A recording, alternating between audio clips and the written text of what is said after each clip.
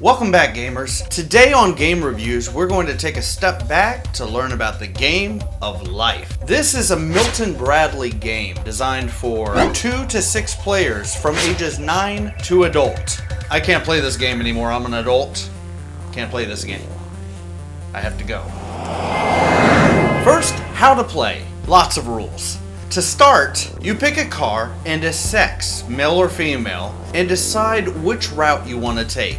You can start a career or you can go to college. Everyone starts with $10,000. That's not a lot in this game though. Mix up the life tiles and place 4 randomly selected tiles on millionaire estates. Keep all tiles face down. Pick one person to be the banker and separate the cards. There are 4 colored cards. They are green, yellow, blue, and fuchsia, or if you'd like purple, or you could say pink. It's kind of an in-between of all of those, that's why it's fuchsia. But we'll get back to those here in a second. Then every player spins the wheel. The highest number is the person who will go first, and then it would go in clockwise order. Now, if you picked start a career, you have to randomly select one career from the blue cards. That card is your career. Then you want to do the same thing with the green cards. Those are your salary cards. Fan those out, select just one, and that's going to be your salary every time you hit a payday. You cannot keep any careers that require a degree. If it says that, put that card down and select a different career from the blue deck. Then once you have your career and your salary selected, spin and move the number that's given to you on the spin. Congrats, you've started your life. If you decided to take the college path, then you have to take a loan out of the bank. 2 $20,000 loans you have to take from the bank. After you take those loans, you spin the wheel and you follow the board along the college path, the amount of numbers that you've spun. When the student reaches the stop space with a job search, they must pick randomly 3 cards from the blue career pile and then select, by looking at the cards, one of those 3 that they would like to be. They will do the same thing with the green salary cards by fanning them out, selecting 3, looking at them and saying, I don't want that one or that one, I will have this one because it makes more money. Now, as the game goes on, be aware of these spaces and what they mean. There are orange, blue, red, green colored spaces, and there are extra bonus spaces that I will discuss here. Orange spaces are most common spaces, and all you do there is follow the directions and do as you're told. Blue spaces are optional. You can decide to do them or to not do them. That is completely up to you. Green spaces are payday spaces. That's where you get your money from the bank. Red spaces are stop signs. You must stop on red and do what it says and then spin once more to play again. Life spaces are the spaces with the life tile on them. What those do is every time you land on it, you follow the directions that's on that space, and then you take a life tile and you don't look at it, you just put it right next to your stockpile of money and all that you've gained.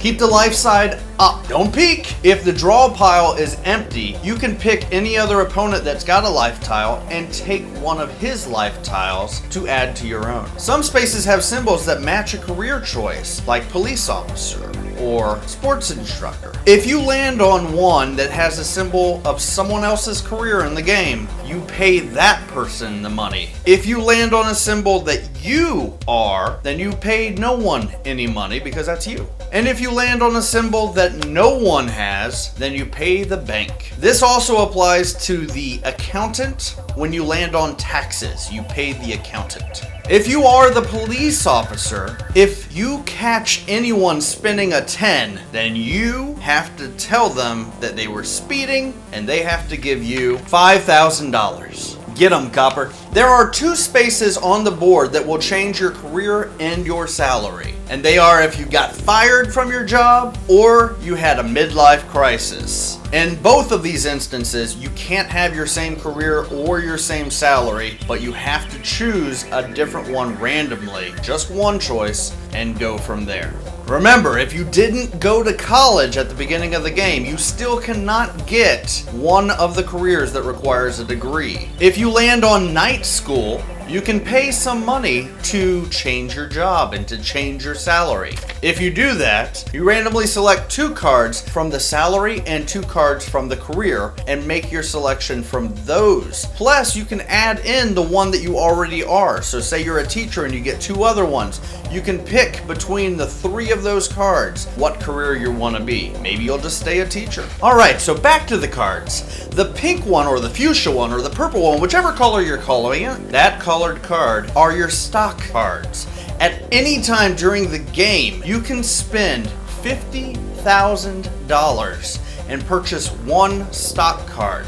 You can only have 1 stock card at any given time unless you land on the stock market Zoom space. That is the only time that you could possibly have 2 stock cards at once. And it only works if you have already purchased a stock card before the Zoom, because that space automatically gives you another stock card. What stock cards do is you pick a number from the spin 1 through 10 that you think is going to be spun most often. So if you put 5 and someone spins a 5, you will get $10,000 from the bank every time someone spins a 5. Then the last card that you will play with in this game is the yellow cards, which are the house cards, the deeds for your homes. You will have to get a house in this game. When you are told to get a house, you have to draw 1 card from random and then pay that top price, the price of the home, to the bank to own that home. Insurance. This game has insurance. There are 2 types of insurance which you can purchase in this game. Auto insurance, which you can purchase at any time during the game for a mere $10,000 that will keep your car well insured in case someone tries to steal it or in case there's accidents and damage. If any of those happen while you have auto insurance, you won't have to pay a dime. The other type of insurance that's in this game is homeowner's insurance. Now you can only purchase this after you have purchased a home, obviously.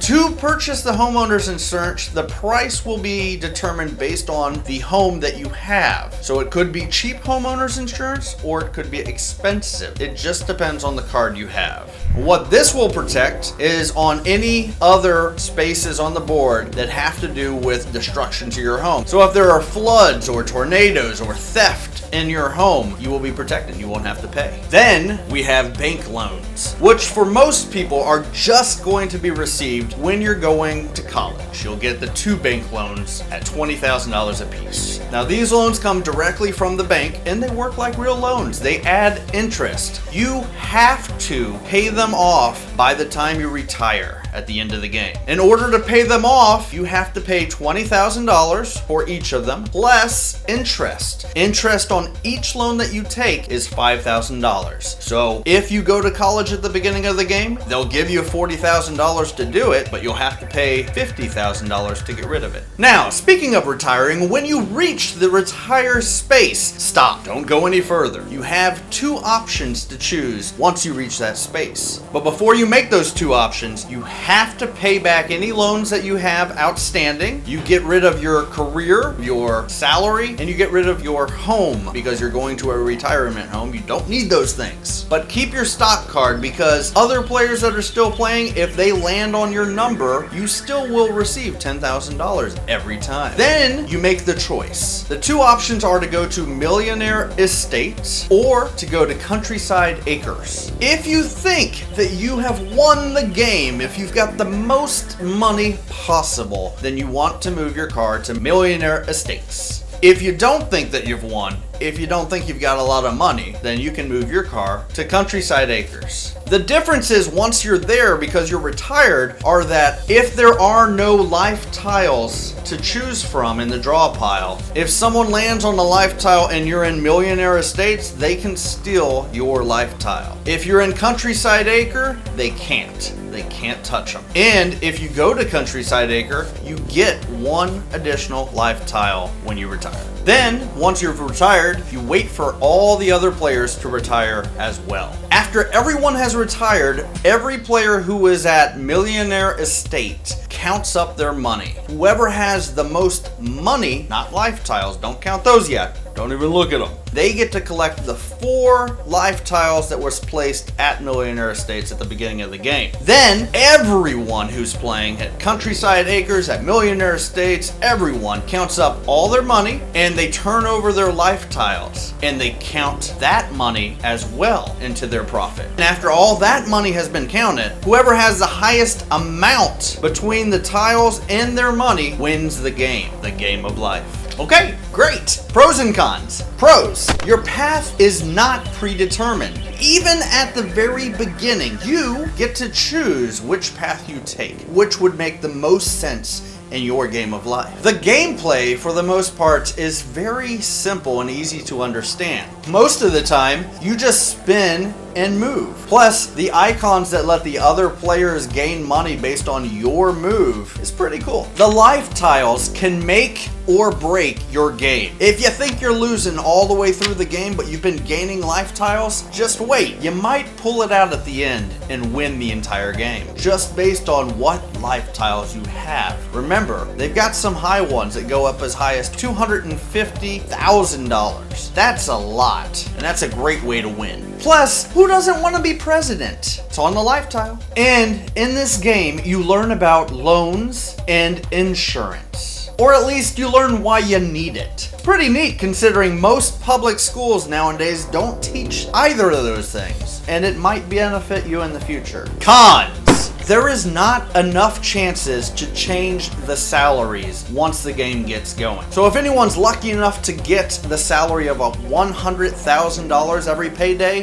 they are most likely going to win the game. And it's pretty easy to tell early on in this game who has got the best chance of winning. The pieces in this game are easy to lose, and the paper money rips. The pieces are so tiny. Oh, where'd mine go? Oh no. Hold on guys, it'll just be a minute.